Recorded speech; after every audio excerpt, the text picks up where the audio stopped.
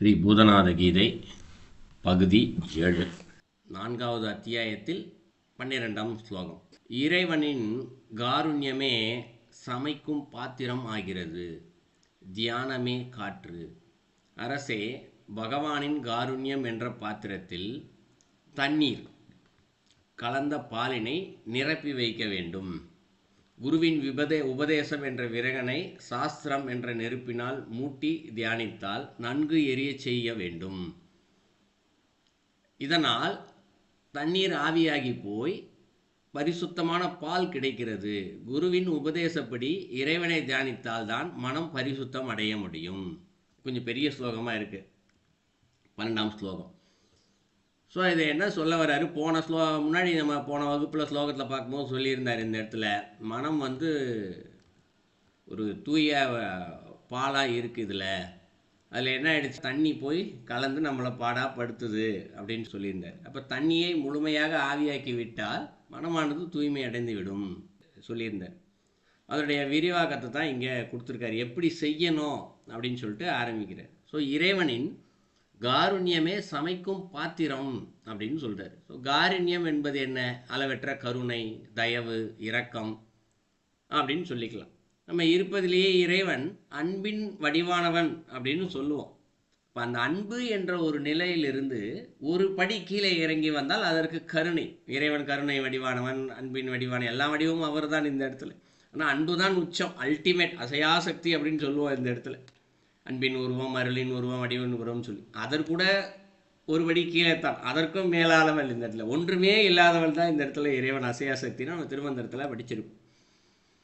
அப்போ அந்த அன்பிற்கு இன்னும் ஒருபடி கீழே வந்தால் இந்த கருணை, காருண்யம் அப்படின்னு புரிஞ்சிக்கலாம். அதோடைய உச்சகட்டம், கருணை எப்பொழுது உச்சகட்டம் அடைந்து அடுத்த இடத்திற்கு போகிறதோ அப்போ அது அன்பின் உருவமாகும் போது தானே சிவம் என்ற நிலையை அடைகிறோம். அன்பே சிவம்னு படிச்சிருப்போம் இல்லையா, அந்த நிலையை அடையலாம்.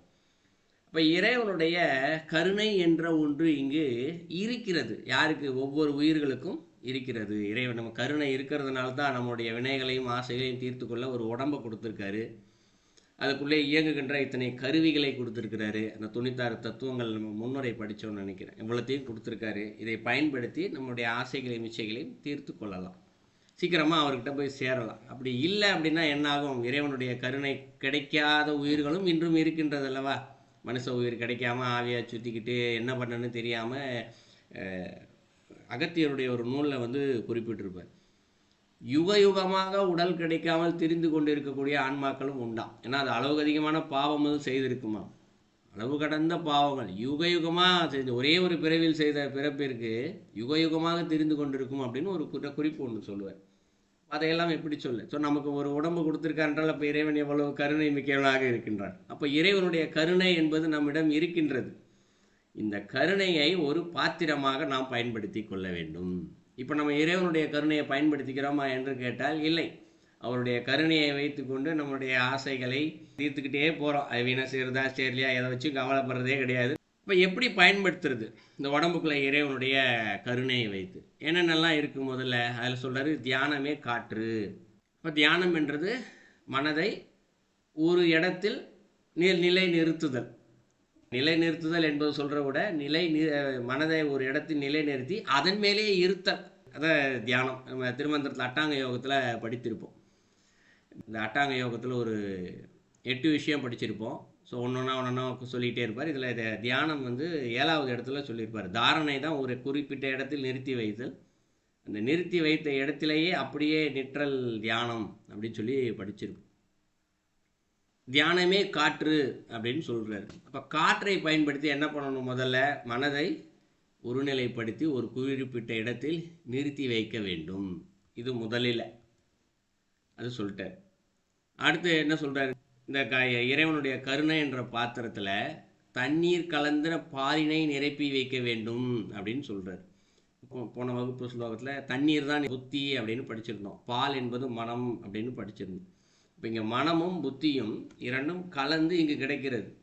ஏன்னால் ஒருத்தர் தவறு செய்கிறாருன்னு வச்சுக்குவோம், புத்தி தான் தீர்மானிக்குது, போய் சொல், ஏமாற்று, அதையெல்லாம் செய், அகங்காரத்தோடு திரி என்று இங்கே இடத்துல மனம் இது செய்யலாமா வேணாமான்னு யோசித்து புத்தி தான் இறுதியில் சொல்லுகிறது, இதனை நீ செய் என்று சொல்லுகிறது.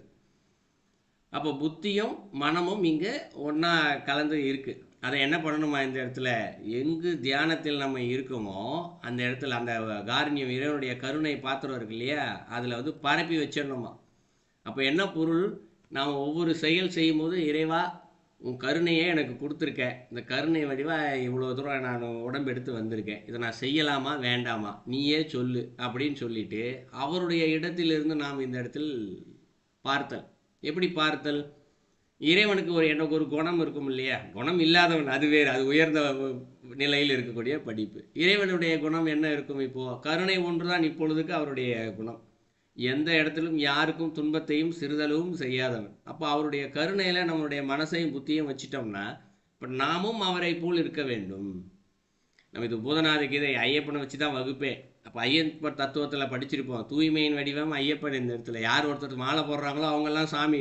அப்போ அந்த சாமி எப்படி இருப்பார், தூய்மையாக இருப்பார். அப்போ அவங்களும் 2 நாளைக்கு குளிப்பாங்க, பொய் சொல்ல மாட்டாங்க, இறைவன் நாமத்தை உச்சரித்து கொண்டே இருப்பார்கள். ஸோ அந்த மாதிரி ஒரு சிந்தனை நிலையில் நாம் இறைவனுடைய கருணையில் நம்முடைய புத்தி மனசை ரெண்டுத்தையும் வச்சிடணும். இந்த வைத்த பிறகு என்ன செய்யணும், குருவின் உபதேசம் என்ற விறகனை சாஸ்திரம் என்ற நெருப்பினால் மூட்டி தியானித்தால் நன்கு எரிய செய்ய வேண்டும். சாஸ்திரம் அப்படின்னு ஒரு வார்த்தை சொல்றாரு. சாஸ்திரம் என்றால் என்ன, சாஸ்திரம் என்பது கட்டளை இடுவது, அறிவுறுத்துவது, இதான் பொருள், சரியான பொருள் இதான் சாஸ்திரம் என்றால். நம்ம இன்றைக்கி சாஸ்திரம்னு வேறு ஒன்று படிச்சுக்கிட்டு இருக்கோம். ஒரு வீட்டில் ஏதாவது ஒரு பூஜையோ ஏதோ ஒன்று செய்ய வேண்டுமானால் அந்த இடத்துக்கு ஒருத்தர் வருவார், இதை இப்படி செய்யக்கூடாது, இப்படித்தான் செய்ய வேண்டும், இதுதான் சாஸ்திரம் அப்படின்னு அவர் ஒன்று சொல்லுவார். அவங்களுடைய அந்த வார்த்தைக்கு என்ன பொருள் எடுத்துக்கிறாங்க, முறை என்பதை, இப்படித்தான் முறையாக செய்ய வேண்டும், இதைத்தான் சாஸ்திரம் என்ற முறை என்ற ஒன்றை சாஸ்திரம் என்று. சாஸ்திரம் என்று சமஸ்கிருத வார்த்தை, தமிழ் வார்த்தை அல்ல. ஸோ அவங்க முறை என்றது தமிழ் வார்த்தை, இதனை சாஸ்திரம் என்ற வார்த்தையோடு பயன்படுத்தி அவர்கள் சொல்கிறார்கள். ஆனால் இந்த ஸ்லோகத்தில் சொல்லப்படுகின்ற சாஸ்திரம் என்பதற்கு பொருள் என்னவென்றால் கட்டளையிடுவது, அறிவுறுத்துவது என்று பொருள். அப்போ குருவின் உபதேசம் என்ற விறகனை சாஸ்திரம் என்ற நெருப்பினால் அப்படின்னு சொல்றார். இப்போ குரு என்றால் இங்கு யார், நம்ம பல முறை படிச்சிட்டோம். பின்னாடி இந்த ஸ்லோகத்துக்கு பின்னாடி விட குருனா எப்படி இருப்பார் அப்படின்னு சொல்றார். பலருக்கு ஞான குரு கிடைத்திருக்கலாம், பலருக்கு கிடைக்காமல் இருந்திருக்கலாம். இப்போது உலக ரீதியாக கிடைக்கவில்லை என்றால் நம்ம திருமந்திரமே சொல்லுது, திருமந்திரம் நூலே ஒரு குரு தான். திருமந்திரம் என்னவெல்லாம் சொல்லுகின்றதோ அதை கடைபிடித்தாலே போதும். இறுதியில் என்ன சொல்லிட்டார், அந்த இடத்துல பிறவியற்ற நிலைக்கு போயிடலாம்னு சொல்லிட்டார், பிறவி இல்லாத இடத்துல போய் நிற்கலாம். அப்போது திருமந்திரம் என்ன சொல்கின்றதோ அது கட்டளை இடுது நமக்கு. இப்போ சாஸ்திரம் என்று அது நம்ம கட்டளை இடுது, என்னென்ன செய்யணும் என்னென்ன செய்யக்கூடாது என்று. திருமந்திரம் நூல் மட்டுமல்ல, நம்ம திருமந்திரம் படிச்சுக்கிட்டு இருக்கோன்றனால திருமந்திரத்தை சொல்கிறேன். இங்கே தேவாரம், திருவாசகம், திருப்புகழ் எத்தனை நூல்கள் இருக்கிறதோ எல்லா நூல்களும் இங்கு குரு தான். பகவத்கீதை நூல் அதுவும் குரு தான். எந்த சமயமாக இருந்தாலும் எல்லா ஞான ரீதியாக சொல்லப்பட்ட நூல் அனைத்தும் குரு தான். அது சொல்வதை ஒரு கட்டளையாக, ஏன்னா எல்லா நூலும் ஒன்றே ஒன்று தான் திருப்பி திருப்பி சொல்லுது, அன்போடு இரு, எல்லா ஜீவராசிகளுக்கும் உயிர் இருக்குது, பொய் சொல்லாத, திருடாத, ஏமாத்தாத, அன்போடு, இதைத்தான் திருப்பி கருணையோடு திருப்பி திருப்பி எல்லா நூலிலும் இருக்கக்கூடிய மூல கருத்தும் அதுதான். இறைவனை மட்டுமே சிந்தித்திரு, பக்தியோடு இரு, சரணடைந்திரு, இப்படி நிறைய வார்த்தைகள் வரும். இதில் எல்லா வார்த்தைகளும் எல்லா நூல்களையுமே இருக்கும். அப்போது இந்த குருவின் உபதேசப்படி அப்படின்னு சொல்லும்போது நூல் என்ன சொல்லுது அப்படின்னு முதல்ல சிந்திக்கணும். முதல்ல அதை என்ன சொல்கிறாரு, ஒரு விறகு போல பயன்படுத்த சொல்கிறார். இந்த நூலில் இருக்கக்கூடிய கருத்துக்கள், அதனுடைய கட்டளைகள் விறகு போல அப்படிங்கிறார். ஏன் விறகு போலன்னு சொல்கிறாருன்னா, ஒரு விறகை எடுத்து வைக்கும்போது எரியும், நெருப்பை மூட்டிட்டோம்னா எரியும் இல்லை, ஏன்னா நெருப்பினால் மூட்டி அப்படின்னு சொல்கிறாரு. நெருப்பினால் மூட்டும் போது விறகு எரிந்து தான் போகும், அது சிறிது பாதிக்கப்பட்டு கரியாகத்தான் போகும். அதுபோல் நாம் ஒரு செயலை செய்யும்போது இங்கே ஆசை இச்சைகளுக்கு இல்லாமல் தர்மப்படி நடக்கும்போது சில வருத்தங்கள் அங்கு வரத்தான் செய்யும். அங்கே விறகு எரிந்தாலும் எரிந்து இன்னொரு பொருளுக்கு தண்ணீரை சுட வைக்கின்றது இல்லையா, தண்ணீர் கலந்த பாலை சுத்தப்படுத்துது இல்லையா, அதுபோல் நாம் தர்மப்படி நடக்கும்போது நமக்கு சில பொருட்கள் கிடைக்காமல் போகலாம், சிலருடைய வார்த்தைகள் நம்மை துன்பப்படுத்தலாம், ஏதோ ஒன்று நடக்கலாம். அப்போ என்ன ஆகுது, அது எல்லாமே சேர்த்து நம்முடைய அந்த தண்ணீர் இருக்கு இல்லையா, பாலில் கலந்த தண்ணீர், அதை ஆவியாக்குகிறது, நம்முடைய வினைகளை தீர்க்கிறது. புரிஞ்சுக்கிறதுக்காக அப்படி சொல்லிக்கலாம். ஸ்லோகத்தில் என்ன சொல்கிறாரு, தண்ணியில் பால் கலந்த தண்ணியை அதில் பரப்பி வச்சிரு. அப்போ என்ன ஆகுது, ஏரிய தண்ணி ஆவியாயிருன்னு சொன்னார் இல்லையா? எப்படி ஆவியாகுது? இப்படித்தான் ஆவியாகுது. ஏதாவது ஒரு பாதிப்பு என்று வரும்பொழுது சிறிது சிறிதாக ஆகி, அப்போ விறகு என்ன ஆகிடும்?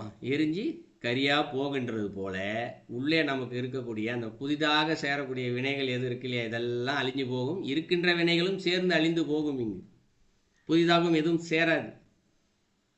ஸோ இப்போ நன்கு எரிய செய்கிறோம். இந்த இடத்துல எரிய செய்யும் போது என்ன சொல்கிறார் அவரே? இதனால் தண்ணீர் ஆவியாகி போய் அப்படின்னு சொல்கிறார். ஸோ சிறிது சிறிதாக என்ன ஆகிடுதான்? தண்ணி உள்ளே இருக்கக்கூடிய தேவையில்லாத எல்லாம் ஆவியாக போகுது. அப்படி தண்ணீர் ஆவியாகி போய் இறுதியில் மனம் என்னாகுமா? சலனம் இல்லாமல் மாறும். இப்போ மனம் சலனப்பட்டுக்கிட்டே இருக்குல்ல, அசைந்து கொண்டே இருக்கின்றது இல்லையா? திருமந்திரத்தில் படிப்போம், மனதை அசையாமல் வைன்னு நிறையா படிச்சிருக்கோம். ஸோ இங்கே என்ன சொல்கிறாரு? சலனமில்லாத மனம், பரிசுத்தமான பால் கிடைக்கின்றது அப்படின்னு சொல்கிறார். அப்போ அடுத்து என்ன சொல்கிறாரு? குருவின் உபதேசப்படி இறைவனை தியானித்தால் தான் மனம் பரிசுத்தம் அடையும்.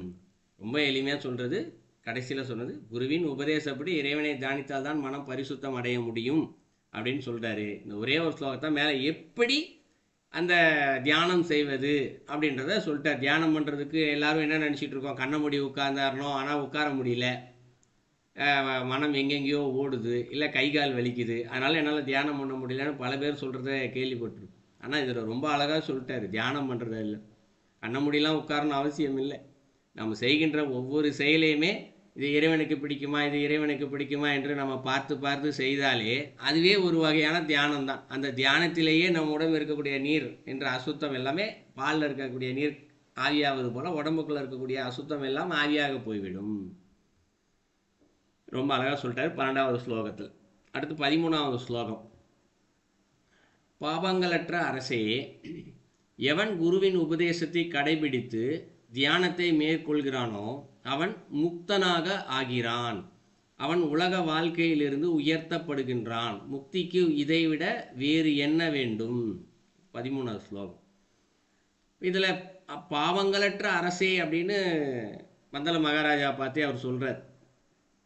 ஐயப்பன் சொல்லும்போது இப்போ என்ன ஏன் அப்படி சொல்கிறாரு அப்படின்னா, 12வது ஸ்லோகத்தை அவர் மனசில் பதிய வச்சுட்டார். ஐயப்பனுக்கு தெரியும்ல யார் யார் என்ன நினைக்கிறாங்க, தான் சொல்கிறத இவர் கேட்குறாரா இல்லையான்னு அவருக்கு தெரியும்ல. இப்போ அந்த வார்த்தையிலேருந்து என்ன தெரிஞ்சுக்கலாம்? பாவங்கற்ற அரசே அப்படின்னு கேட்கும்போதே மந்தள மகாராஜா இவர் ஐயப்பன் சொல்வதை அப்படியே மனதில் உள்வாங்கி அந்த வினாடியிலிருந்து அதனை கடைபிடிக்க ஆரம்பிக்கிறார். அப்போவே அங்கே நீரெல்லாம் ஆவியாக போயிடுச்சு அந்த இடத்துல. அப்போ அவருடைய மனம் சலனமில்லாத நிலையில் இருக்கிறது. அதனால என்ன சொல்றாரு? பாவங்களற்ற அரசே சொல்லிட்டு பொதுவான கருத்தை சொல்றாரு. எவன் குருவின் உபதேசத்தை கடைபிடித்து தியானத்தை மேற்கொள்கின்றானோ அவன் முக்தனாக ஆகின்றான். இது உலகத்துக்கான செய்தி. பாவங்களற்ற அரசேன்னு சொல்லிட்டதுனால என்ன சொல்ல வர்றாரு? சான்றாக ஐயப்பனை குருவாக ஏற்றுக்கிட்டார் இந்த இடத்துல மந்தள மகாராஜா. அவர் அதனால் பாவங்கள் இல்லாமல் ஆயிட்டார். ஏன்னா பாவங்களற்ற அரசேன்னு சொல்லிட்டார். எவன் குருவின் உபதேசத்தை கடைபிடித்து, இப்போ குருவோட உபதேசம்னா இந்த இடத்துல பலருக்கு போதநாத கீதையே குருவாக கூட ஏற்றுக்கொள்ளலாம். ஐயப்பனுடைய வழிபடுபவர்கள் நிறைய பேர் இருக்காங்க, அவங்க கூட எடுத்துக்கலாம். ஸோ அவர்களுக்கு இதை கடைபிடித்தார்களே என்றால் அப்போ அது எல்லாமே தியானம் தான். அப்போ அவர்கள் முக்தனாக ஆகிறான். ஸோ வினைகள் எல்லாமே தீர்ந்து போச்சுன்னு வச்சுக்குவோம். பால் சுத்தமாயிடுச்சு, மனம் சலனம் இல்லை, எல்லாமே தீர்ந்து போச்சு. இப்போ தூய்மையான பால் மட்டும்தான் இருக்குது. மனம் அசையாத நிலையில் அன்பின் உருவமாக நிற்கின்றது. அப்போ அவர் இந்த இடத்துல முக்தனாக ஆகிறான். ஆனால் முக்தனாக ஆனாலும் இன்னும் அவன் இத்தனை காலம் இத்தனை நாள் வாழ வேண்டியிருக்கின்றது ஏதோ ஒன்று இருக்கும் இல்லையா? இப்போ அவர் ஒரு 100 வயது வாழ வேண்டும் என்று இருக்கிறாருன்னு வச்சுக்கோ. இவர் இதை கடைபிடிக்கின்ற காரணத்தினால் கடைபிடிக்கும் போது அதனுடைய உச்சங்கள் ஒரே நாளில் கூட மாற முடியும். இதுபோல் குருவின் உபதேசத்தை கடைபிடித்து மந்தள மகாராஜா அப்படி தான் கேட்டுக்கிட்டே இருக்காரு. ஒரு ஸ்லோகத்தையும் நம்ம 4வது அத்தியாயம் வந்திருக்கோம். இந்த அத்தியாயம் வரும்போதே சொல்லிட்டாரு பாவங்களற்ற அரசே அப்படின்னு சொல்லிட்டாரு. அப்போ பாவம் எல்லாம் போயிருச்சு அப்படின்னு அர்த்தம். ஆனாலும் சில நல்ல வினைகளை அனுபவிக்க வேண்டி இருக்கலாம் இல்லையா? அப்போ அதனால இன்னும் அவர் உடம்போடு இருக்கார். அப்போ நல்ல வினைகளை மட்டுமே அனுபவிப்பார். இனி அது அடுத்தவர்களுக்கு நன்மை கொடுக்கத்தான் இருக்கும். தன்னுடைய கடனை தீர்ப்பதற்காகத்தான் இருக்கும். அப்போ அந்த இடத்துல என்ன நடக்கும்? அவன் உலக வாழ்க்கையிலிருந்து உயர்த்தப்படுகின்றான். சாதாரண மானிட நிலையில் இருக்கார். நீ உலகத்தில் பார்ப்போம்ல, இந்த சைடு வாழ்த்துவாங்க, அந்த சைடு பின்னாடி போய் திட்டுவாங்க. எவ்வளோ நடக்குது இந்த உலகத்தில். ஆனால் இவர் உயர்த்தப்படுகின்றான். அப்போ பார்க்கக்கூடிய அனைவரும் அவரை பற்றி கேட்கக்கூடிய சிந்திக்கக்கூடிய அனைவரும் அவரை உயர்வாகவே சிந்திப்பார்கள். சாமி மாதிரி வந்திருக்காருப்பா அப்படின்னு சொல்லுவோம் இல்லையா? வார்த்தை சொல்லுவாங்க இல்லையா? அந்த உயர்த்தப்படுகின்றான். அப்போ முக்திக்கு இதை விட வேறு என்ன வேண்டும் அப்படின்னு கேட்குறாரு. ஸோ கடைபிடிக்கும் போது பாவம் போயிடுச்சு உச்ச நிலையில், அதற்கு பின்பாக அவர் அந்த வினைகளை அனுபவிக்கிறாரு. ஆனாலும் புதிய வினைகள் அவரை சேர்வதில்லை, பற்றுவதில்லை. அப்போ இதை விட முக்திக்கு என்ன வேண்டும் அப்படின்னு ஒரு கேள்வியோடு அந்த இடத்துல 13வது ஸ்லோகத்தை நிப்பாட்டுறாரு. இப்போ ரொம்ப எளிமையாக சொல்லிட்டாரு, குரு உபதேசம் ஒன்று இருக்குது, அதை கடைபிடிங்க, அது உனக்கு முக்தியே கொடுத்துரும் அப்படின்னு சொல்லிட்டார். அடுத்தது 15வது ஸ்லோகம். 15வது ஸ்லோகத்தில் சூத முனிவர் சொல்வதாக ஒரு ஸ்லோகம் இருக்குது. ஆக்சுவலி பல பேருக்கு மறந்து போயிருக்கும்னு நினைக்கிறேன். ஏன்னா முதல் அத்தியாயத்தில் தான் நம்ம சூத முனிவரை வச்சு படிச்சிருந்தோம். ஐயப்பன் பந்தல மகாராஜாவுக்கு உபதேசிக்கிறார். இதுதான் இந்த இடத்துல பூதநாத கீதை என்ற நூல். இந்த நூலை சூத முனிவர் தான் தன்னுடைய சீடர்களுக்கு சொல்லிக் கொடுத்து கொண்டிருக்கின்றார் இந்த இடத்துல. ஸோ இது பல பேருக்கு மறந்து போயிருக்கும்னு நினைக்கிறேன். அதனால் மீண்டும் ஒரு முறை ஞாபகப்படுத்துவதற்காக சொல்கிறேன். திடீர்னு சூத முனிவர்னு யார் அது என்ற குழப்பம் பலருக்கு வரலாம், புதிதாக வருபவர்களுக்கும் இந்த குழப்பம் வரலாம்ன்றதுனால நடுவில் சொல்கிறேன். ஸோ நடுவில் ஒரு ஸ்லோகம் வருது. அந்த ஸ்லோகத்தில் என்ன சொல்கிறார்? பகவான் அருளி செய்த உபதேசங்களை கேட்ட அரசன் மீண்டும் பகவானிடம் வினவுகிறார். அது ஸ்லோகம். ஸோ என்ன கேட்குறாரு? அரசர் இது எல்லாத்தையும் ஐயப்பன் சொல்கிறத கேட்டுகிட்டே இருக்காராம். கேட்டுகிட்டே இருக்கும்போது பந்தல மகாராஜாவுக்கு ஒரு கேள்வி ஒன்று உள்ளுக்குள்ளே வருது. கேள்வி வந்து ஆரம்பித்த உடனே ஐயப்பன் என்ன பண்ணுறாரு? தொடர்ந்து ஸ்லோகங்களை உபதேசமாக கொடுத்து கொண்டே வந்த ஐயப்பன் திடீரென்று அவருடைய மனதிற்குள் எழுந்த ஒரு கேள்வியினால் தன்னுடைய ஸ்லோகங்களை நிப்பாட்டுறார். அப்படியே ஏதோ கேள்வி வந்துடுச்சு. இப்போ பள்ளியில் ஆசிரியர் பாடம் நடத்திக்கிட்டே இருக்கும்போது படுத்திக்கிட்டே இருப்பார். திடீர்னு ஒரு பையன் கையை தூக்குவான். இப்போ ஆசிரியருக்கு என்ன தெரியும்? அவனுக்கு ஏதோ இந்த இடத்துல சந்தேகம் போல, அதனால் கையை தூக்குறான்னு சொல்லிட்டு என்ன பண்ணுவார்? டக்குன்னு பாடத்தை நிப்பாட்டுவார். நிப்பாட்டி என்ன சந்தேகம் கேளுன்னுவார். அவன் கேள்வி கேட்பான், பதிலை சொல்லிட்டு கடந்து போவாங்க. அப்படி அதுபோல் இங்கே பந்தல மகாராஜாவுக்கு உள்ளே ஒரு சந்தேகம் வந்தது. ஐயப்பன் தான் இறைவன் தானே, அதனால் அவருக்கு சந்தேகம் அவருக்கு தெரிந்தபடியால் தன்னுடைய சோகத்தில் நிப்பாட்டுறாரு. இந்த இடத்துல நிப்பாட்டிட்டு அவருடைய கேள்வியை சொல்லு நீ அப்படின்றது போல் அந்த இடத்துல நிற்கின்றார். இதைத்தான் சூதமுனிவர் சொல்கிறார். பகவான் அருளிக்கிட்டே இருக்கார். உபதேசம் கேட்டே அரசர் பகவானிடம் வினவுகிறார். நிப்பாட்டிட்டார். இப்போ என்ன சொன்னார்? அது அடுத்த ஸ்லோகம் 16வது ஸ்லோகத்தில் வருது. அடுத்து அரசர் கூறியது 16வது ஸ்லோகம். பகவானே, சத்குருவின் குணங்களை நான் அறிய விரும்புகிறேன். மேலும் உன்னிடத்தில் பக்தி உருவாக என்ன செய்ய வேண்டும்? இதான் ஒரு கேள்வியாக வைக்கிறார். பகவானே என்ன யார்? இந்த உலகம் ஃபுல்லாக ஆட்சி செய்யக்கூடியவர் நீதான். நீதான் எல்லாத்தையும் தெரிஞ்சு வச்சிருக்க. மனுஷனுக்காக இறங்கி வந்திருக்க. உன்னுடைய உயர்ந்த நிலையிலிருந்து இறங்கி வந்திருக்கிறாய். இப்போ நீ தான் வந்து சத்குரு. யார்? பந்தல மகாராஜாக்கு இப்போ ஐயப்பன் தான் சத்குருவாக நிற்கிறார். அதனால் என்ன சொல்கிறாரு? நீ தான் சத்குரு, உன்னுடைய குணங்களை நான் அறிய விரும்புகிறேன். நீ எப்படிப்பட்ட குணாளன் அப்படின்னு ஒரு கேள்வியாக வைக்கிறார். ஸோ நீ முதல்ல என்ன குணத்தோடு இருக்க? ஏன்னா மேலேருந்து கீழே இறங்கி வந்துட்டேன். முதல்ல சொன்னேன், இறைவன் வந்து அவர் குணங்களற்றவர், எல்லாமே குணங்களற்றவர், தத்துவங்களற்றவர், ஒன்றும் பேர் இல்லாதவர், நிறமில்லாதவர், குணம் ஒன்றும் இல்லாதவர். அவர் மனிதர்களுக்காகத்தான் ஏதோ அந்த ஒரு குணங்கள் இருப்பது போல் இங்கே வந்து ஒரு மாயையில் நிற்கின்றார். அவருக்கு மாயை கிடையாது, ஆனால் மனிதர்கள் புரிந்து கொள்வதற்காக மாயன்ற ஒரு கோணத்தில் நிற்கிறார். அப்போ அவர் ஒரு குணத்தோட ஒரு நடிக்கிறார் இல்லையா? குணம் இருப்பது போல் நடிக்கலையா? அந்த குணம் என்ன நான் தெரிஞ்சுக்கணும் அப்படின்னு சொல்கிறார். இரண்டாவது, அப்படி அந்த குணம் இருக்கிறது போல் இருக்கார் இல்லையா? அவர் யார்? ஐயப்பன் தான் உட்காந்துருக்காரு. அவர் உங்ககிட்ட பக்தி வரணும், எனக்கு வரமாட்டேங்குது. பக்தி வரணும் திருமந்திரம் சொல்லுது, சரணாகதி வரணும், பக்தி வரணும் எல்லாம் சொல்லுது. ஆனால் எனக்கு பக்தி வரமாட்டேங்குது. அதனால் பக்தி வர்றதுக்கு நான் என்ன செய்யணும்? உருவாகணும், எனக்குள்ளேருந்து வரலையே, என்ன செய்யணும்? அதே 16வது ஸ்லோகத்தில் பூதேச இதற்கெல்லாம், பூதேச அப்படிங்கிறார். பூதேச இதற்கெல்லாம் சாஸ்திரம் என்ன கூறுகிறது என்பதை எல்லாம் அறிந்த நீயே தான் கூற வேண்டும். அதை சொல்கிறார். அப்போது பூதேச என்றால் என்ன? இந்த வார்த்தை புதுசாக இருக்குன்னு நினைக்கிறேன் பலருக்கு கேள்விப்பட்டிருக்கிறதுக்கு. பூதேச அப்படின்னு சொல்லப்படுது. தேசம் அல்ல, பூ தேச, 3 எழுத்து தான். அதுக்கு வார்த்தைக்கு என்னன்னா பூதேசன் அப்படின்னு பொருள். அதாவது பூத ப்ளஸ் ஈசன், பூதேசன். அதான் பூதேச அப்படின்ற வார்த்தையை குறிப்பிடுறார். தமிழில் உண்டு பூதேசன் அப்படின்னு சொல்லப்படுறது. அந்த வார்த்தையை பயன்படுத்துவாங்க. பூத அப்படின்னா யார்? பூத கணங்கள், இறைவனை சுற்றி இருப்பாங்க இல்லையா? பூத கணங்கள். அவர்களுக்கெல்லாம் தலைவன் யார்? இறைவன் தான். யார்? ஈசன். ஈசன் தான் எல்லா பூதகணங்களுக்கும் தலைவன். அப்போ பூதகணங்களுடைய தலைவன் பூதேசன், அதுதான் பூதேசே அப்படின்னு கூப்பிடுறாரு. அப்போது பந்தல மகாராஜாவுக்கு தெரிஞ்சிடுச்சு, இங்கே உட்காந்துருக்கிறது ஐயப்பன் தான், இவர் தான் எல்லாத்துக்கும் அல்டிமேட், இவர் தான் பூதகணங்களுக்கு தலைவனாக இருக்கார் அப்படின்றத அவர் தெரிஞ்சுக்கிட்டார். ஐயப்பன் என்ன நீங்கள் சிவனாக பார்க்குறீங்க அப்படின்னு ஒரு கேள்வி திடீர்னு யாருக்காவது தோணலாம். நம்ம அதுக்கு முன்னாடி பூதநாதகிரி தத்துவம் ஆரம்பிப்பதற்கு முன்பாக ஐயப்பனுடைய வரலாறு பார்த்தோம். ஸோ அதை பார்க்கும் பொழுது அதில் இதற்கான கதைகள் வரலாறுகள் எல்லாமே தெளிவாக கொடுத்துருக்கோம்.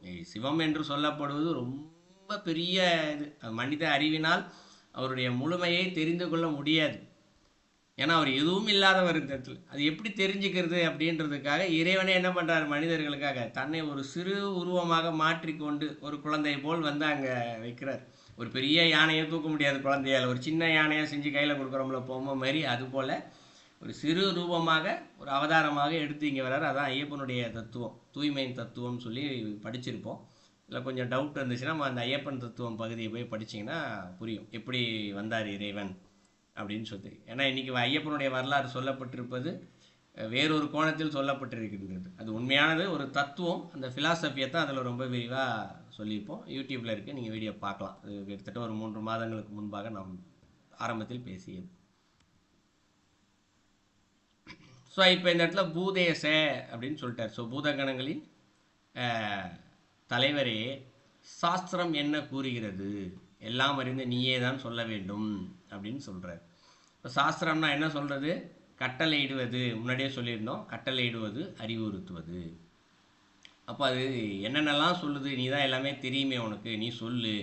எதுக்கு சொல்லு கேட்குறாரு, பக்தி உருவாகுவதற்கு என்ன விதமான கட்டளைகள் இருக்கிறது, அந்த கட்டளைகளை கடைபிடிக்க வேண்டும், அதான் ஒரு கேள்வியாக கேட்குறாரு. பக்தி உருவாக எப்படிப்பா வர்றது அப்படின்னா நம்ம என்ன சொல்லுவோம், நம்மகிட்ட வந்து எப்படிப்பா பக்தியோடு இருக்குன்னா என்ன கேட்போம், கோயிலுக்கு போ, ஊதுத்தி ஏற்று, கற்பூரம் ஏற்று, சாம்பிராணி போடு, சாமியை பார்த்துக்கிட்டே பாட்டு பாடு, இவ்வளோ தான் சொல்லுவோம், அதுக்கு மேலே ஒன்றும் சொல்ல மாட்டேன். ஆனால் பக்தி என்பதை எப்படி வரணும்னா அதுக்கு சாஸ்திரம் என்ன சொல்லுனா, என்ன கட்டளை இடுகின்றது, அந்த கட்டளையை நாம் எப்படி கடைபிடித்தால் பக்தி வந்துவிடும், அதுதான் கேள்வியாக கேட்குறார். இது 16வது ஸ்லோகம். இப்போ பகவான் வந்து பதில் சொல்ல ஆரம்பிக்கிறார். இது 17வது ஸ்லோகம். அரசே, எவன் பற்றற்றவனாக, அமைதியின் வடிவனாக, சிஷ்யர்களிடம் அன்பு கொண்டவனாக, தத்துவத்தை உணர்ந்தவனாக விளங்குகிறானோ அவனே சத்குரு என்று அறியத்தக்கவன். ஏன்னா அவர் 16வது ஸ்லோகத்தில் 2 கேள்வி கேட்டார். சத்குருவின் குணங்களை அறிவு விரும்புகிறேன்னு ஒரு கேள்வி கேட்டார், பக்தி உருவாக என்ன செய்ய வேண்டும் என்று ஒரு கேள்வி கேட்டிருக்கார். இப்போ கேள்விக்கு இதில் பதில் சொல்கிறார் அடுத்த ஸ்லோகத்தில். எவன் ஒருவன் பற்றற்றவனாக அப்படின்னு சொல்கிறாரு. பற்றற்றதுன்னா என்ன, இங்கே இருக்கக்கூடிய பொருட்களில் எந்த பொருட்களின் மீதும் பற்றே இருக்கக்கூடாது. அவர் முன்னாடி தங்கமாக கொண்டு கொட்டி வச்சாலும் சரி, அதன் மீது அவருக்கு அங்கே இருக்கக்கூடிய கல்லும் ஒன்று தான், அந்த தங்கமும் ஒன்று தான் என்ற நிலையில் அவர் பற்று இல்லாதவராக அவர் அங்கே இருக்க வேண்டும். இரண்டாவது அமைதி, அமைதியாக இருக்க வேண்டும். எப்பேற்பட்ட இயற்கை சீற்றங்கள் வந்தாலும் சரி, எதிரிகள் எது வந்தாலும் சரி, மனமானது அமைதியாக சாந்தமாக இருக்க வேண்டும். சாந்தம், அமைதி, இது இரண்டாவது சொல்கிறார். சாந்தி வடிவனாக அப்படின்னு சொல்கிறார். மூன்றாவது, சிஷ்யர்களிடம் அன்பு கொண்டவனாக, இந்த வார்த்தையை பயன்படுத்துகிறார். அது எப்படி, எல்லா உயிர்களிடத்தையும் அன்பு கொண்டவராகன்ற வார்த்தையை பயன்படுத்தலை, சிஷ்யர்களிடம் அன்பு கொண்டவராக அப்படின்னு சொல்கிறார். ஏன்னா எல்லா உயிரிடத்திலும் அன்பு செலுத்துபவர் இந்த இடத்துல அவர் உயர்ந்த நிலைக்கு போயிடுறார், ஞான நிலைக்கு போய்ட்டார், இறைவனுடைய நிலைக்கு போயிடுறார். இப்போது சாதாரண மனிதர்களுக்கு உபதேசிக்கிறார்கள் குரு, அதனால் கொஞ்சம் இந்த இடத்துல ஒரு படி கீழாக சொல்கிறாரு, சிஷ்யர்களிடம் அன்பு கொண்டவனாக அப்படின்னு சொல்கிறார். இப்போ அன்பு என்பது எது, நம்ம பல முறை பேசியிருக்கோம், திருமணத்தில் நிறையா படிச்சிருக்கோம். எதிர்பார்ப்பு இல்லாமல் இருப்பது எதுவோ அதுதான் அன்பு. அப்போது குரு என்ன பண்ணுவார், இந்த சீடனுக்கு தகுதி பக்குவமானது இருக்கிறது, அவனுக்கு என்ன வேண்டுமோ அதை சொல்லி கொடுக்க வேண்டும். குருவுடைய பணி, சிஷ்யரிடம் அன்பு கொண்டவனாகன்னு சொன்னார் இல்லையா. இப்போது ஒரு சிஷ்யனுக்கு மட்டும் கொஞ்சம் நிறையா சொல்லி கொடுக்குறாருன்னு வச்சுக்குவோம். இப்போ உதாரணத்துக்கு பார்த்தோம்னா துரோணர் இருப்பார், குருவாக இருந்து பாண்டவர்களுக்கும் சொல்லி கொடுத்தார், கௌரவர்களுக்கும் சொல்லி கொடுத்தார், தன்னுடைய மகன் அஸ்வத்தாமனுக்கும் சொல்லி கொடுத்தார். ஆனால் அஸ்வத்தாமனுக்கு பக்குவம் இல்லாத நிலையில் சில உயர்ந்த அஸ்திரங்களையும் சொல்லி கொடுத்தார். அதனால தான் என்ன ஆகிப்போச்சு, கடைசியில் அவன் இன்றும் இருப்பதாக, அவனுக்கு ஒரு இறப்பில்லாத ஒரு நிலை, அதுவும் கொடியவனாக இந்த உலக துன்பத்திலே வாழ்ந்து கொண்டு இருக்க வேண்டும் என்று ஒரு சாபம் கிடைத்து இன்றும் வாழ்ந்து கொண்டிருப்பதாக சொல்லப்படுது. குருவாக இருந்து தகுதிக்கு மீறி சொல்லி கொடுத்துட்டார் துரோணர். ஸோ அதனால் அந்த அவருடைய மகனுக்கு அப்படிப்பட்ட ஒரு சாபம் கிடைத்தது. அப்போ அது குரு என்ன பண்ணிட்டாரு, அன்போடு இல்லை. ஏன்னா எதிர்பார்ப்பு இருந்துச்சு, தன்னுடைய பையன் எல்லாத்தோட மேம்பட்டவனாக இருக்க வேண்டும் என்ற ஒரு எதிர்பார்ப்பு. அதனால் அங்கே அன்பு இல்லாமல் சென்றது. அப்போ அன்பு இருந்தால் என்ன செஞ்சுருக்கணும், யாராக இருந்தாலும் சரி, தன்னுடைய மகனாகவே இருந்தாலும் அங்கு தகுதி என்ற ஒன்று இருந்தால் மட்டுமே சொல்லிக் கொடுப்பார். தகுதி இல்லை என்றால் சொல்லிக் கொடுக்க மாட்டார் என்பது ஒன்று. இரண்டாவது, அப்போ தகுதி உனக்கு இல்லை, நான் உனக்கு சொல்லிக் கொடுக்க மாட்டேன் போன்னு சொல்லிட்டு அவர் கடந்து போக மாட்டார். அந்த தகுதி உருவாவதற்கு என்னென்னலாம் அவனுக்கு பக்குவப்படுத்த வேண்டுமோ அத்தனை பக்குவத்தையும் கொடுப்பார். சாப்பிடாம இருன்னுவார், ஓடுன்னுவார், இல்லையா, இந்த விறகை எடுத்துகிட்டு வான்னுவார். சம்மந்தம் இல்லாமல் என்னென்னமோ சொல்லிக் கொடுப்பார். அதையெல்லாம் செய்யும்போது பக்குவம் தானாகவே வந்துடும். அதன் பின்பாக அதனை அவர் சொல்லிக் கொடுப்பார். ஸோ இதான் இந்த இடத்துல அன்பு. அது வரைக்கும் காத்திருப்பார், அமைதியாக இருப்பார், பக்குவம் வர்ற வரைக்கும் காத்திருப்பார். இந்த 10 முறை சொல்லி கொடுத்துருப்பார், 11ஆம் முறையும் அவன் தவறு செய்தானே என்றால் இப்போ அமைதியாக இருக்கணும்னு சொன்னால கோபம் வரக்கூடாது குருக்கு. அடப்பாடா அவனுக்கு எப்போ பார்த்தாலும் சொல்லி கொடுத்துட்டே இருக்க, நீ என்ன சரியாகவே செய்ய மாட்டேங்க, நான் சொல்கிறது எதுவும் கேட்க மாட்டேங்கிற, போடான்னு சொல்லிட்டு விரட்ட மாட்டார். ஏன்னா அவர் அமைதியின் உருவம் ஆயிற்று இல்லையே. அதனால் என்ன பண்ணுவார், இந்த இடத்துல மீண்டும் சொல்லி கொடுப்பார். அதான் இந்த இடத்துல அன்பு கொண்டவனாக. அடுத்து தத்துவத்தினை உணர்ந்தவனாக விளங்குகின்றானோ, இறுதியாக சொல்றார் தத்துவம் என்று. தத்துவத்தை உணர்தல் என்பது எது? 2 விதமாக சொல்லலாம். ஒன்று, நம்ம 96 தத்துவங்கள் இருக்கின்றது. அப்போ அது எல்லாத்தையுமே அவர் தெரிஞ்சு வச்சிருக்கணும். உடல் எப்படி இயங்குகின்றது, மனம் என்றால் என்ன, புத்தி என்ன, இதெல்லாம் தெரிஞ்சு வச்சிருக்க வேண்டும் என்பது ஒன்று. இரண்டாவது வகை தத்துவங்கள் இருக்கிறது. அது என்னன்னா, நம்மளுடைய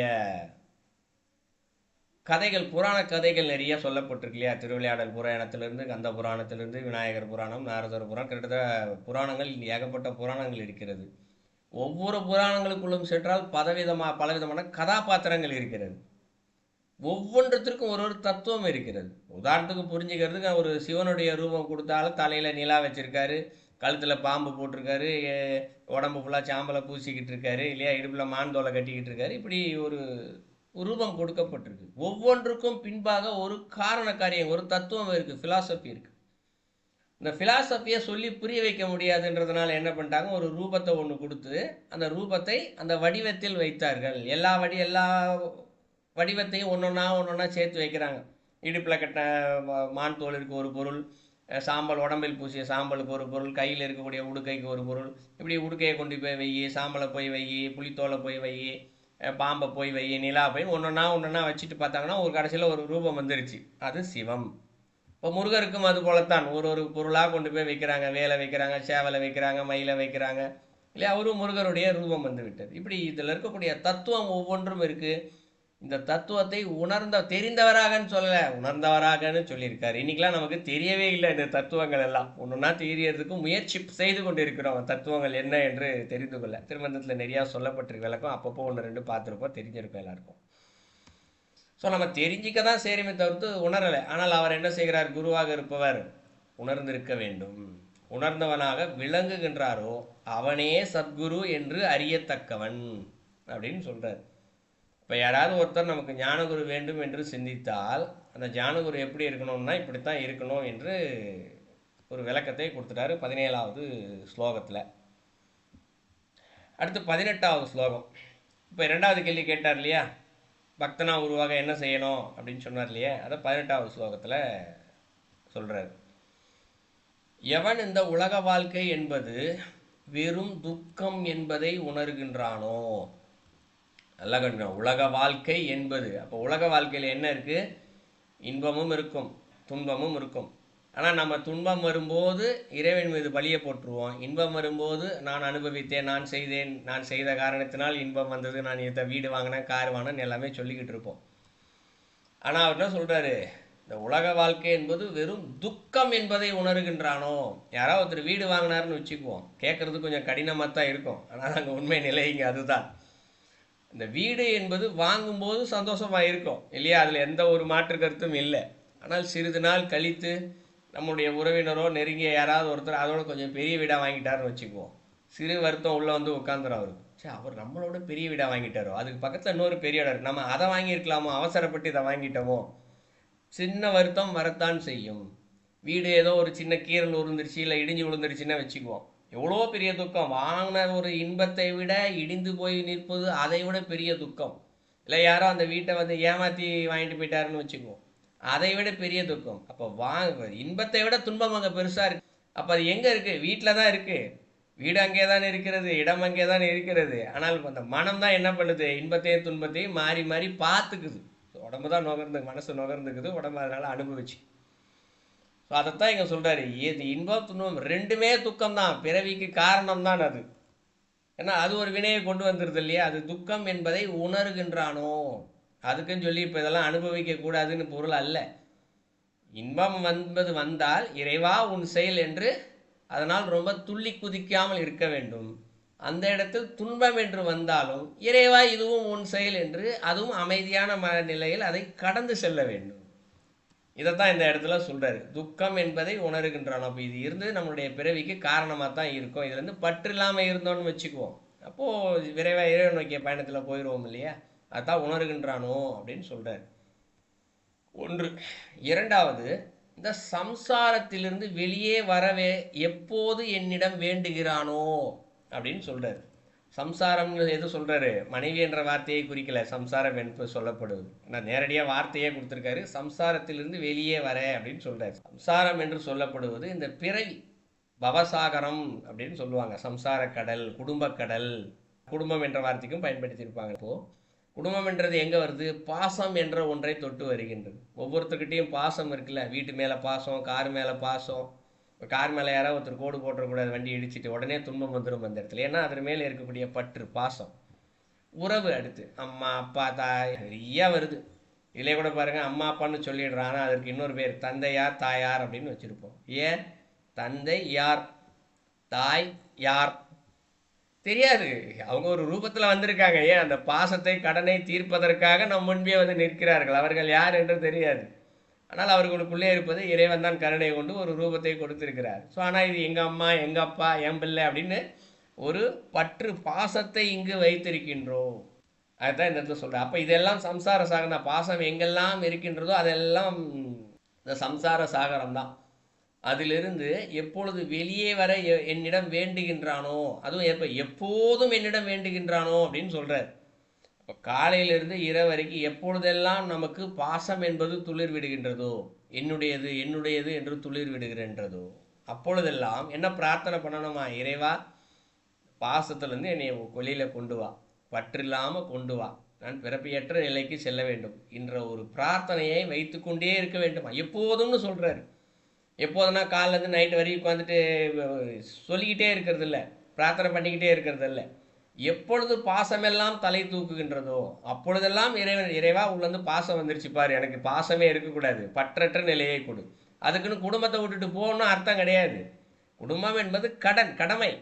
இப்படி காலை எந்திரிச்ச உடனே நம்ம குளிக்கிறது ஒரு கடமையாக வச்சுருக்கோம். அதுபோல் அது ஒரு கடமை. சாப்பிட்றது பசிக்குன்னா சாப்பிட்றத கடமையாக தானே சாப்பிட்றோம். இன்றைக்கும் பல நேரங்களில் என்றைக்காவது ஒரு நாளைக்கு தான் ருசியாக சாப்பிடணும்னு தோணுது. பாதி நேரத்தில் கடனேன்னு சொல்லிட்டு பசிக்குதுன்னு கபகபன்னு சோட்டு ஆஃபீஸுக்கு ஓடுறவங்களெல்லாம் பார்க்க. அதுபோல் குடும்பம் அம்மாவுக்கு செய்யக்கூடிய கடமை, தந்தைக்கு செய்யக்கூடிய கடமை, மகன்கள் மனைவி எல்லாருக்கும் செய்யக்கூடிய கடமைகளை பற்றில்லாமல் செய்தல். பற்று என்பது வரும்போது பாசம்.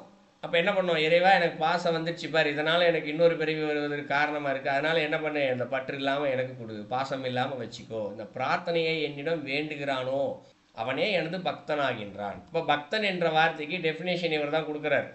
நம்மலாம் என்ன நினச்சிட்டு இருக்கோம்? பக்தனா கோயிலுக்கு போகிறது, சாமி கும்பிட்றது, ஊதுத்தி காட்டுறது நினச்சிக்கிட்டு இருக்கோம். ஆனால் பக்தன் என்பவர்கள் யார்? பற்று பாசம் எப்பொழுதெல்லாம் உள்ளிருந்து தோன்றுகின்றதோ அப்பொழுதெல்லாம் இறைவனை சரணடைதல். இறைவா, எனக்கு இந்த பற்று இல்லாமல் பார்த்துக்கொள் என்று எவன் பிரார்த்திக்கின்றானோ அவனே பக்தன். 18வது ஸ்லோகத்தில் சொல்கிறார். அடுத்து 19வது ஸ்லோகம். அஷ்டராகங்களை அளிக்கும் வழியை எந்த நூல் தெளிவாக உரைக்கிறதோ அந்த நூலே சாஸ்திரம் அப்படின்னு சொல்கிறார். இப்போ 3வது கேள்வி ஒன்று கேட்டார் இல்லையா? பூதேச, இதற்கெல்லாம் சாஸ்திரம் என்ன கூறுகின்றது என்பதை எல்லாம் அறிந்த நீயே தான் சொல்ல வேண்டும். 16வது ஸ்லோகத்தை சொன்னார் இல்லையா? 3 கேள்வி கேட்டிருக்காரு. முதல் கேள்விக்கு பதில் 17வது ஸ்லோகம், 2வது கேள்விக்கு பதில் 18வது ஸ்லோகம், 3வது கேள்விக்கு பதில் 19வது ஸ்லோகம். சாஸ்திரத்தை வச்சு கேட்டிருக்காரு. சாஸ்திரம் என்ன சொல்லுது? சாஸ்திரம்னா என்னன்றது நம்ம மேலே பார்த்துட்டோம். பதில்ல. கட்டளையிடுவது, அறிவுறுத்துவது. ஸோ அப்போ இந்த அஷ்டராகங்களை அளிக்கும் வழியை எந்த நூல் தெளிவாக உரைக்கிறதோ அந்த நூலையே சாஸ்திரம் அப்படின்னு சொல்றாரு. இப்போ சாஸ்திரம்னா என்ன? கட்டளை இடுவது அப்படின்னு சொல்லிடணும். அறிவுறுத்துவது, கட்டளை இடுவது. இப்போ நம்ம எந்த நூலை படிக்கிறது? நம்ம இப்போ முன்னாடி சொல்லிட்டோம், திருமந்திரம், தேவாரம், திருவாசகம் எல்லாத்தையும் பொதுவாக சொல்லிட்டோம். இன்னும் பல ஞான நூல்கள் இருக்கிறது. ஆனால் எந்த நூல்கள் அப்படின்னு சொன்னால் அதற்கு ஒரு டெஃபினேஷன் அவர் கொடுக்குறாரு. அஷ்டராகங்கள் அப்படின்னு சொல்கிறார். அஷ்டம்னா இந்த இடத்துல 8 அப்படின்னு பொருள். ராகங்கள்னால் நம்ம இந்த ராகம் இல்லை, பாட்டு பாடுறாங்களா இசை ராகம், அந்த ராகம் கிடையாது. அதற்கு என்னவென்றால் காமம், குரோதம், லோபம், மோகம், மதம், மாச்சரியம், அசூயை, திருஷ்ணா, இப்படி ஒரு 8 இருக்குது. இது அஷ்டராகங்கள் என்று சொல்லப்படுகின்றது. இந்த 8ம் வாழ்விற்கு கேடு செய்பவர்கள். காமம் 1, குரோதம் 2, லோபம் 3, மோகம் 4, மதம் 5, மாச்சரியம் 6, அசூயை 7, திருஷ்ணா 8. இந்த 8ம் என்ன செய்தான்? வாழ்விற்கு கேடு செய்கின்றது. இந்த கேடு செய்கின்ற அஷ்டராகங்களை அழிக்கின்ற வழியை எந்த நூல் சொல்கின்றதோ அப்படின்னு சொல்றார். அந்த நூல் தான் இங்கு சாஸ்திரம். அப்போ என்ன பொருள்? இப்போ நம்ம ஒரு புத்தகத்தை எடுத்து படிக்கிறோம். அந்த புத்தகத்தை எடுத்து படிக்கும்போது இந்த 8 விஷயம் மனுஷங்கிட்ட இருக்குது. என்னென்னு இன்னும் விரிவாக சொல்கிறேன். ஒரு வார்த்தைக்கு பொருளும் என்னென்னு விரிவாக சொல்கிறேன். இவற்றை அழிக்கணும். இந்த புத்தகத்தை நூலை படித்து முடித்தோன்னே இந்த 8மே மனுஷங்கிட்ட இருக்குது. 8ல் 1ஆவது சிறிதாவது போக வேண்டும். அப்போ தான் அந்த நூல் சாஸ்திர நூல். அது கட்டளை இடுகின்றது. கட்டளையை செய்யும் போது ஏன்னா பலன் ஒன்று வேணும்ல. எந்த செயலை செய்தாலும் பலன் ஒன்று வேணும் இல்லை. பலன் இல்லாமல் செய்து கொண்டே இருந்தால் என்ன பொருள்? ஒன்றுமே உபயோகம் இல்லை இல்லையா? அதனால் என்ன சாஸ்திரம், என்ன பலன் பார்த்தோம்னா, முதல்ல காமம். காமம் என்றால் இச்சை என்ற ஒரு பொருள் இருக்கிறது. ஆனால் அதை இன்னும் ஆழமாக பார்த்தால் ஆழமான ஆசை என்று பொருள். ஒருத்தருக்கு எனக்கு ஒரு வீடு வாங்கினா பத்தாது, 5 வீடு வேணும், 10 வீடு வேணும்னு யோசிச்சுக்கிட்டே இருந்தார்னா அது ஆழமான ஆசை. அது காமம். இரண்டாவது குரோதம். குரோதம் என்று சொல்லப்படுவது கோபம். இந்த கோபம் எப்படி வருது? பகைமை, வெறி, கடுஞ்சினத்தினால் வரக்கூடியது குரோதம். அடுத்து லோபம். லோபம் என்று சொல்லப்படுவது பேராசை, கஞ்சத்தனம். இல்லை ஒரு பொருள் மீது கடுமையான பற்று வைத்திருத்தல், அந்த பொருளுக்காக எதையும் செய்ய தயாராக இருத்தல், இது எல்லாமே லோபம். அடுத்தது மோகம். மோகம் என்று சொல்லப்படுவது ஒரு ஆசை வந்துடும், அந்த ஆசை மீது கொண்ட ஈர்ப்பு. வழக்கமாக மோகம் என்று சொல்லப்படுவதை நம்ம சினிமா இதிலெல்லாம் பார்த்துருப்போம். ஒரு பெண் மேலே ஒரு ஆண் ஆசைப்பட்டு விட்டாலோ இல்லை ஆண் மீது பெண் ஆசைப்பட்டு விட்டாலோ அதற்காக எதனையும் செய்வதற்கு தயாராக இருப்பார்கள். இதில் யாரை பற்றியும் கவலைப்படுதல் இல்லை. அதாவது தீவிரமான ஒரு மனநிலையில் இருப்பார்கள். அந்த நேரத்தில் மட்டும், கொஞ்ச நேரத்தில் அது மாறி போயிடும். பட்டு தீவிரமான ஒரு மனநிலையில் இருத்தல், இது மோகம். அடுத்து மதம். மதம் என்றால் என்ன? நம்ம இப்போ இன்றைக்கி மதம் என்று சொன்னால் இன்று சமயத்தை தான் மதம் என்றே சொல்கிறாரு. நீ என்ன மதத்தை சார்ந்தவன் என்று அவர்கள் எந்த பிறந்த மதம் இந்துவோ இஸ்லாமோ இதை தான் சொல்கிறாங்க. ஆனால் அது இல்லை. மதம் என்பது ஒரு கருத்து, கொள்கை ஒன்று தனக்குள்ளே வைத்து கொண்டு அதுவே சரியானது என்று வாதிடுதல், அதற்காக எதையும் செய்ய துணிதல். தன்னிடமில் இருக்கக்கூடிய கருத்து சரியானதா இல்லை என்றதை அவர்கள் ஆய்வது இல்லை. அப்படி ஆயாமல் என்ன செய்வது? அதை மட்டுமே பிடித்து கொண்டு அடுத்தவர்களையும் அதை கடைபிடிக்க வேண்டும் என்று வற்புறுத்துதல், இது மதம்.